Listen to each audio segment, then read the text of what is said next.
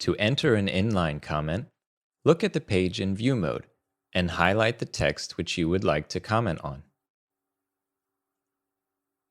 You'll see the button Add Inline Comment.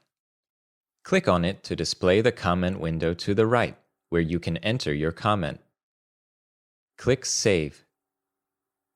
When you close the window, the text in the page you commented on will be highlighted in yellow. Others can reply to and/or like your inline comment, which will send a notification to the original commenter. By clicking Resolve, the comment disappears and the text is no longer highlighted.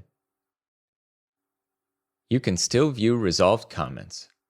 On the page menu, click the three dots. Then, click Resolved Comments to see the already resolved inline comments, which, if you want to, you can reopen.